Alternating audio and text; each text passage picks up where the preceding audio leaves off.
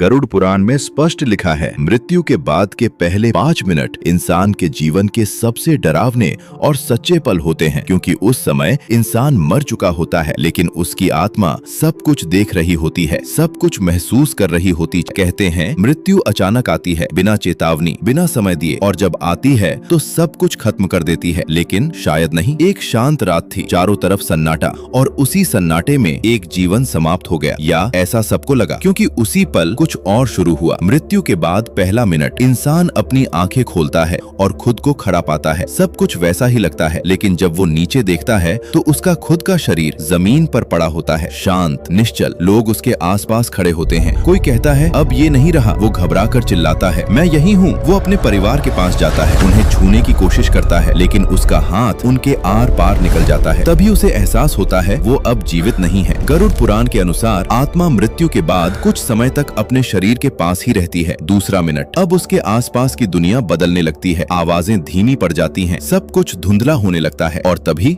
उसके सामने उसकी पूरी जिंदगी आने लगती है। हर एक याद, हर एक कर्म, अच्छा या बुरा, कुछ भी छुपा नहीं होता। इसी को कहा गया है कर्म दर्शन, जहाँ आत्मा अपने हर कर्म को खुद महसूस करती है। अब डर शुरू हो चुका था। तीसरा मिनट, अचानक माहौल ठंडा हो जाता है। एक अजीब सा भय चारों तरफ फैल जाता है। आत्मा को महसूस होता है कि वो अकेली नहीं है। वो धीरे धीरे पीछे मुड़ती है और अंधेरे में 2 विशाल काले साए खड़े होते हैं। उनकी आंखें चमक रही होती हैं और उनकी मौजूदगी ही डर पैदा कर रही होती है। आत्मा तुरंत समझ जाती है ये यमदूत हैं। चौथा मिनट, अब डर अपने चरम पर होता है। आत्मा भागना चाहती है, लेकिन भाग नहीं पाती, जैसे कोई अदृश्य शक्ति उसे रोक रही हो। यमदूत धीरे धीरे उसकी ओर बढ़ते हैं और भारी आवाज में कहते हैं समय समाप्त हो चुका है। आत्मा डर के मारे विनती करती है मुझे थोड़ा समय और चाहिए, लेकिन कोई जवाब नहीं मिलता। गरुड़ पुराण कहता है मृत्यु के बाद समय का कोई महत्व नहीं होता। 5वां मिनट, यही सबसे भयानक पल होता है। जैसे ही यमदूत आत्मा को छूते हैं सब कुछ बदल जाता है। उसे महसूस होता है